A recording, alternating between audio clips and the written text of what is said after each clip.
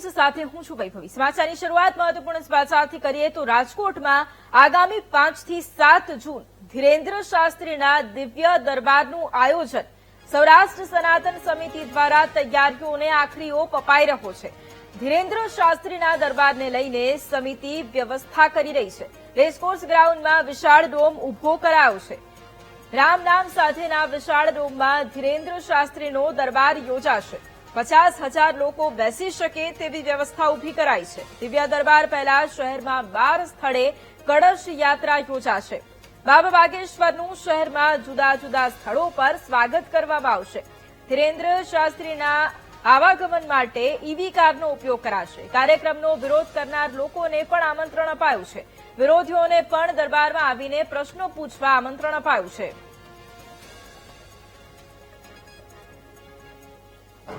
100 foot by 45 ફૂટનું ભવ્ય stage બનાવવામાં આવેલું છે। 24 ખંડોમાં વિભાજિત અલગ અલગ બેઠક વ્યવસ્થા આવનારા ભક્તોને ધ્યાનમાં રાખી કોઈને કઈ અગવડતા ન પડે એને અનુલક્ષીને બેઠક વ્યવસ્થા કરવામાં આવેલી છે। પ્રાઇવેટ સિક્યુરિટી એજન્સીને કામ આપેલું છે સુરક્ષાની દ્રષ્ટિએ।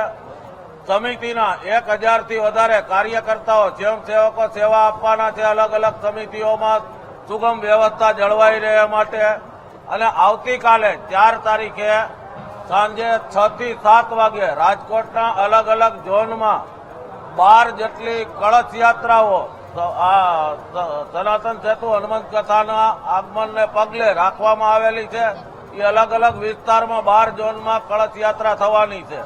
બાબા બાગેશ્વર એટલે કે ધીરેન્દ્ર શાસ્ત્રી છે તેમનો કાર્યક્રમ ગોઠવાઈ ચુક્યો છે। આગામી 5, 6 અને 7 જૂનના રોજ બાબા બાગેશ્વર છે તે રાજકોટના રેસકોર્સ ગ્રાઉન્ડ ખાતે જે દિવ્ય દરબાર અને હનુમાન કથાને સંબોધન કરવાના છે। આપ સીધા દ્રશ્યો જોઈ શકો છો। સનાતન સેતુ હનુમંત કથાના નામે સ્ટેજ આખું બનાવવામાં આવ્યું છે। આખું સ્ટેજ છે તે રામના પથ્થરો સાથેનું આખી થીમ ઊભી કરવામાં આવી છે। જે દ્રશ્યો જોઈ શકો છો અહીંયા જ આજે ધીરેન્દ્ર શાસ્ત્રી છે તેમનું દિવ્ય દરબાર અને કથા છે તે યોજાવાની છે। સાથે સાથે જે બેઠક વ્યવસ્થા છે તે પણ કરવામાં આવી છે કારણ કે જે ધીરેન્દ્ર શાસ્ત્રી ખૂબ જ પ્રખ્યાત છે અને તેમની કથામાં હજારોની સંખ્યામાં શ્રદ્ધાળુઓ ઉમટી પડવાની શક્યતાઓ છે અને તેને જ પગલે ક્યાંક ને ક્યાંક આ પ્રકારની બેઠક વ્યવસ્થા છે તે ગોઠવવામાં આવી છે।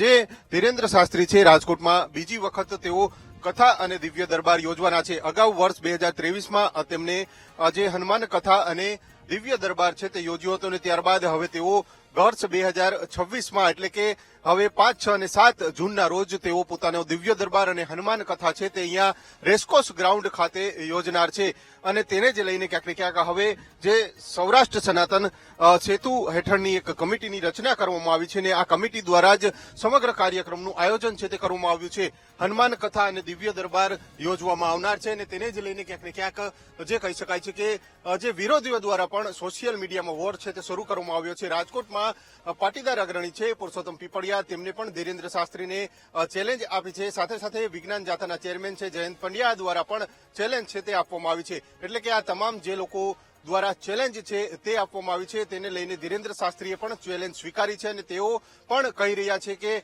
જો આ લોકો દિવ્ય દરબારમાં આવશે તો તેમને પણ તેમના આશીર્વચનનો લાભ મળશે। એટલે કે તમામ જે વિરોધીઓ છે તેમને દિવ્ય દરબારમાં આવવાનું પણ આમંત્રણ છે તે ધીરેન્દ્ર શાસ્ત્રી દ્વારા આપવામાં આવ્યું છે। પરંતુ જે પ્રમાણે વિરોધ થઈ રહ્યો છે ને તેની જ વચ્ચે હવે રાજકોટના જે આ રેસકોર્સ ગ્રાઉન્ડ ખાતે આગામી 5, 6 અને 7 જૂનના રોજ ભવ્ય દિવ્ય દરબાર છે તે યોજાનાર છે। કેમેરામેન નિશિત ગડિયા સાથે સુંદરવા BTV ન્યૂઝ રાજકોટ।